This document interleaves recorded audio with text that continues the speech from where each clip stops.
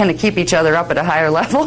So it's easier when you're first learning to run the frequencies in a group of people, because they will help you and you'll help each other to hold the frequencies, and we'll help you to hold the frequencies as well, because we can hold them in our field. So it creates like a blanket of frequency underneath your feet that'll help keep things open in your template that otherwise would go, oh, I'm tired. I opened for 2 seconds, I'm tired.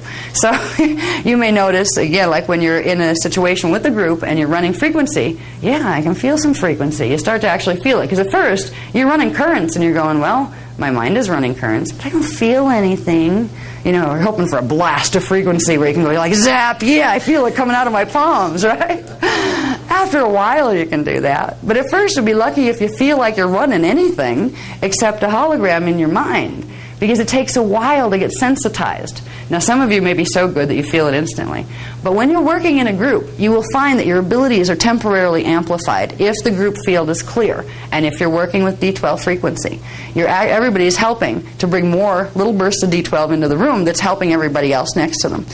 One of the things that we get so tired from, if you wonder why we kind of run off and disappear for a while after we've been up here, even when I'm doing all the talking and my frequency is coming out my mouth, we're both transmitting frequency. We're holding a field that helps in the learning process, that'll help you guys to whatever processes you run. It's helping you to absorb the information right now. And by the time we get done, we are so tired. We would have been tired if we just stood here and smiled at you and didn't say anything, because we're running frequency. After a while, you'll know it when you're running frequency. And you'll know it especially right after you stop. Because you climb up and you almost notice you don't really notice you got up into a higher frequency space, or you're actually running current. But when you notice it is when you stop and you go back to what you had before you started running amplified current. You start getting this like droopy, tired feeling, and you might feel like your knees have swelled out to about here, and your feet hurt. I get it in my lower half all the time, and it's just the body is getting used to it. You can blow your frequencies open and run the frequency. But it's like exercising too much. For one day, did you ever go like out and jog 5 miles after you haven't even ran for like 20 years? Day 1 after the fact, you're going, ow. Day 2, you're going, oh. And day 3, you're like this. You're in atrophy because the muscles were not used to that much energy running through them. Well, the same thing happens when you begin to run frequency, and it seems to be the legs and like the lower part of the body, which is key to the lower strands and the lower chakras, that has the hardest time adjusting. So at first, if you don't feel like you're running something, keep doing it. Eventually you will feel those currents. You need to build a critical mass. If you happen to be one of the lucky ones and you get to start feeling it as soon as we start running the exercises, as soon as we learn how to run current, and you actually go, wow, yeah, I'm feeling it, cool.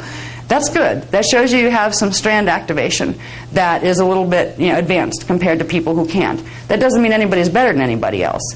It may mean that the person next to you that can't feel anything today is going to run loops around you by the end of the week. It doesn't matter. It's not a competition. Okay? So I want you to know that and know what to expect when we start to run frequency. There's a lot of different effects. It's not something that's going to hurt you. The only 2 things that seem to make people kind of go, most is, one, I can't feel anything. Another is, I can't see anything yet. It's like I close my eyes and I try to visualize, and I'm really concentrating on visualizing, but I'm not seeing anything. The first thing you'll start to see when you visualize is nothing. You will see what I call see-feel. This is where it starts. See-feel, where you imagine something. Some of you'll be amazed. You'll find out, wow, I have a talent for actually creating inner light patterns where you can see them quickly. That comes with 6-strand subharmonic activation. If you don't happen to have that right now, you might have gone into 8-strand subharmonic activation, but you're not using the 6th one right now, so you have it turned off, which means you're not going to get pretty pictures when you close your eyes and try to put an image there. You may see a field of darkness, literally.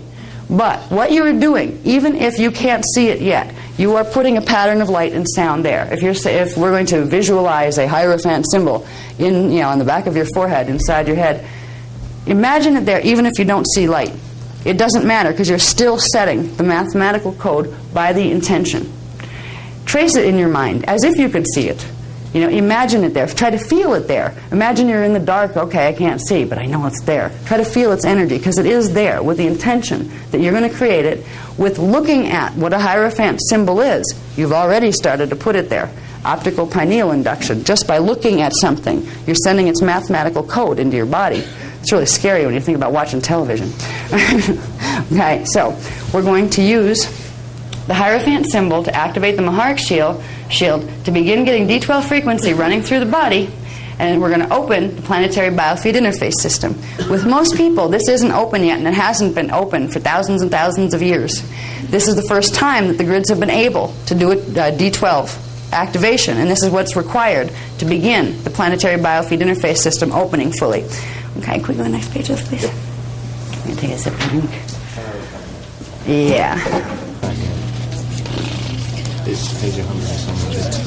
Okay. Yeah, I'll show them that for a minute. Okay.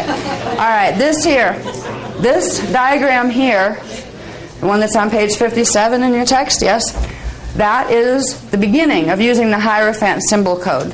Now, as we progress in Cathara healing and also in running the Maharata current, this flat symbol, after a while, and you have to start it as a flat symbol code. That means one thing mathematically. If you make that a three-dimensional star, you've changed the mathematical input. It means something else. We have learned to progress where we start with this to begin the activation of the Maharic shield. But then we progress. The first thing was up to a three-dimensional six-pointed star, Merkaba star. From there, we started doing stars with more points, because each one was bringing more of the Maharic shield into activation. We got up to, I don't even remember what the last one was, 17,000 something or other star points, which at that point you're envisioning a little ball of light with lots of spines on it, and you're telling it how many spines are there, because there's no way you're going to count them all. Okay? So this is the beginning. If you don't use the Hierophant symbol code in its flat, two-dimensional form, it's not going to activate the grounding portions of the Maharic shield that's going to allow the current to come through. So you start with this. Once your body gets used to running the current, then you can go up to increasing how much frequency you can pull with the same exercise. So in the beginning, you use the flat three-dimensional, the flat six-pointed star. After you run the Maharic shield exercises for a while, start to play with it. Ask your higher self, your avatar self, for a feel on a number. What number should I use? Should I use just a three-dimensional star, six-pointed? Maybe a three-dimensional 12-pointed? Maybe a three-dimensional 2,000-pointed? What's good for me? You'll start to get feedback. You'll get a feel for how many numbers you should put on that star. And if you realize that the more you use the Hierophant symbol, the more you run a Maharic seal activation, the more D12 frequency you are progressively building in the body. You're building the body's ability to hold it for longer periods, which means you're building the body's ability to hold it in the DNA, to hold the DNA active and open for longer periods. You're also increasing your ability to transmit. If you want to be able to facilitate healing in others, you have to be able to hold the current yourself first before you can transmit it very well. So, when you start with the Hierophant symbol and the exercises that we're going to run tonight, you can even play with it now. When you start with this, that will be the activation. But as you go, try to increase the star a little and almost like run another quick one down and see if it'll amplify your current, because it should. There will be currents amplifying. The first current we're going to open is the Maharic current that comes from the Maharic shield, which is below your feet. It'll run a pale silver stream of energy from the Earth's core through your Maharic shield up through your main vertical current of your body and up out chakra 14. That is the first place you're going to be running current, is in your main vertical current. From there, by tomorrow, when we get into learning how to direct that current with the triadic phase currents, we'll be making balls of that in different chakras so we can move it to different places, and we will be opening the palm chakras. And I have a feeling by tomorrow evening, possibly the fingertip chakras, which is something that wasn't in Cathara 1 or 2 yet, but they're teaching us about that now, and it's not in writing, but it might be by tomorrow. If not, I'll at least give it to you verbally. Okay, so this is the beginning. This is the code we're going to start working with, and it's a combination of 11th dimensional frequency, which is dark silver, mixed with pure white frequency, that's a 12th dimensional frequency, that gives you the pale silver frequency. So it's the D11, D12 frequency that combines particle and antiparticle together. So you get the both parallel frequency and the frequency from this time matrix. So you get a full divine blueprint instead of a polarized one.